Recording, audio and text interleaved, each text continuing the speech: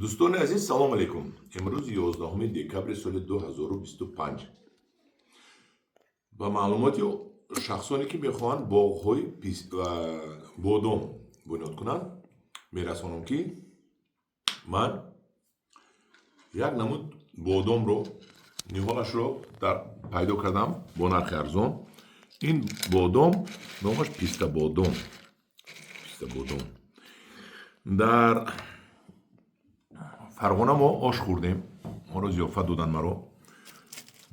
بنهایت آش با مزه، بنهایت چونم با مزه که و بعد از آش الان خیلی یک لالی بادام آوردن پیش هر کس موندن، پیش منم چون همین موندن، گفتن که اگه بعد آش بادام خوردن در کار. این رسم رو ما یکم بار دیدم، خوردیم چیزی با مزه جانان و من از همین بادام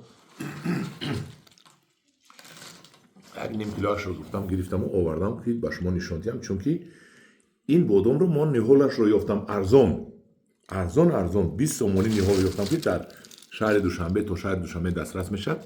این بادام محلی این چه خوبی دارد،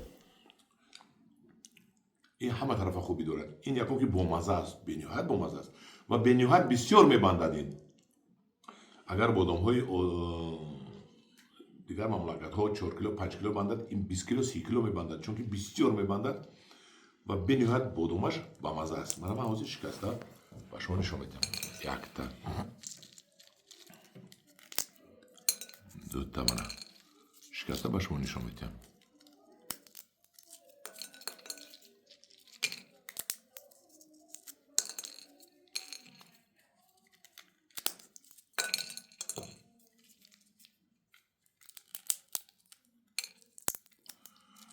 منم خیلی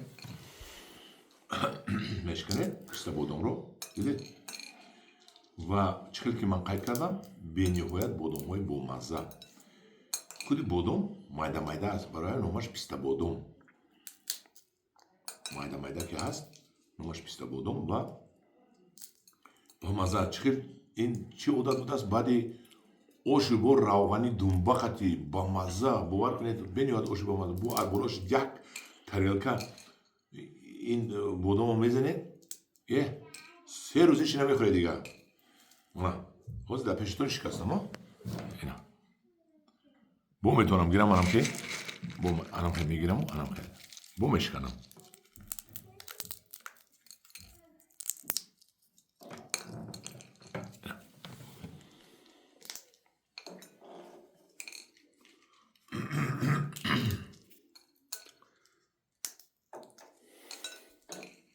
دیدید انا دوستان عزیز